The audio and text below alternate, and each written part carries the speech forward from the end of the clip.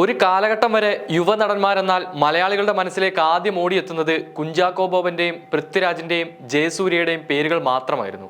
97 മുതൽ 2010 വരെയുള്ള കാലഘട്ടത്തിൽ യുവതാരങ്ങളെ മുൻനിർത്തി ഒരു സിനിമ ചെയ്യാൻ ആരെങ്കിലും തീരുമാനിച്ചാൽ ആദ്യ ചോയ്സും ഇവർ 3 പേരിൽ ഏതെങ്കിലും ഒരു നടനായിരിക്കും. ഇതിനിടയിൽ നിരവധി യുവതാരങ്ങൾ മലയാളത്തിൽ മുഖം കാണിച്ചു പോയിട്ടുമുണ്ട്.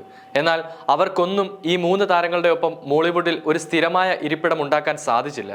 ആ സ്ഥാനത്തേക്കായിരുന്നു ആസിഫ് അലി എന്ന യുവനടൻ കടന്നു വരുന്നത്.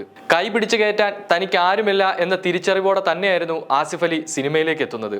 മാത്രമല്ല ആരെയും അത്ഭുതപ്പെടുത്താൻ കഴിയുന്ന ഒരു ബോൺ ആക്ടറുമല്ലായിരുന്നു ആസിഫ്. പക്ഷേ കാണുന്ന പ്രേക്ഷകർക്ക് വല്ലാത്തൊരു ഇഷ്ടം തോന്നുന്ന എന്തോ ഒരു പ്രത്യേകതയും ഒരു തെളിച്ചവും ആസിഫിന്റെ മുഖത്തിനും കണ്ണുകൾക്കും ചിരിക്കുമുണ്ടായിരുന്നു. അത് തന്നെയാകാം ഒരു പക്ഷേ ആസിഫിനെ ഋതുവിലേക്ക് തെരഞ്ഞെടുക്കാൻ ശ്യാമപ്രസാദിന് തോന്നാൻ കാരണമായതും.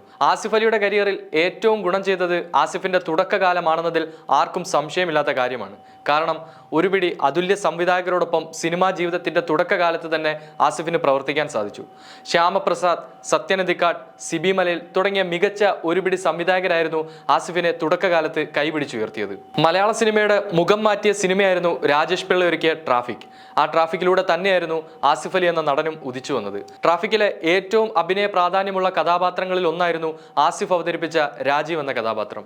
ശേഷം ആഷിഖ് കപൂർ ചിത്രം സോൾട്ട് ആൻഡ് പെപ്പറിലൂടെ ആസിഫ് മോളിവുഡിലെ തന്റെ ഇരിപ്പിടം കൂടുതൽ ഉറപ്പുള്ളതാക്കി മാറ്റി.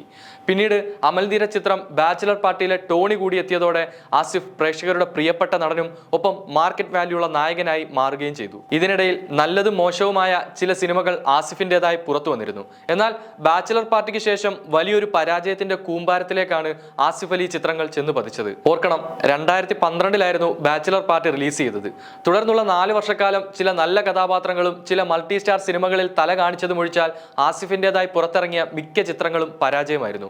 ഇനി ഒരു സിനിമ കൂടി പരാജയപ്പെട്ടാൽ അഭിനയത്തിൽ നിന്നും ബ്രേക്ക് എടുക്കാനും സിനിമാ അഭിനയം അവസാനിപ്പിക്കാനും ആസിഫ് അലി തീരുമാനമെടുത്തു. സിനിമാ നടനാകുക എന്നത് മാത്രമാണ് തന്റെ ജീവിത ലക്ഷ്യമെന്ന് തീരുമാനമെടുത്ത് എല്ലാവിധ കഷ്ടപ്പാടുകളും സഹിച്ചെത്തിയ നടനാണ് സിനിമ ഉപേക്ഷിക്കാൻ തീരുമാനമെടുത്തത്. എന്നാൽ ആ സിനിമ പരാജയപ്പെട്ടില്ലെന്ന് മാത്രമല്ല, ആ വർഷത്തെ ഏറ്റവും വലിയ വിജയമായി മാറുകയും ചെയ്തു. അനുരാഗ കരിക്കിൻ വെള്ളം. ആസിഫ് അലി എന്ന നടനെ ഇന്നും മലയാളത്തിൽ പിടിച്ചു നിർത്താൻ കാരണമായ സിനിമ ഖാലിദ് റഹ്മാന്റെ സംവിധാനത്തിൽ വന്ന അനുരാഗ കരിക്കിൻ വെള്ളമായിരുന്നു. അവിടുന്ന് അങ്ങോട്ട് ഒരു നടൻ എന്ന നിലയിൽ ആസിഫിന്റെ ഒരു സെക്കൻഡ് ഫേസ് ആയിരുന്നു പ്രേക്ഷകർ കണ്ടത്. പിന്നീട് ഇങ്ങോട്ട് നിരവധി സിനിമകളിൽ മികച്ച കഥാപാത്രങ്ങൾ ആസിഫിന് ലഭിച്ചു. പക്ഷേ അപ്പോഴും സ്ക്രിപ്റ്റ് സെലക്ഷനും സ്ഥിരതയില്ലാത്തതും ആസിഫിനെ പിന്നോട്ടടിച്ചു.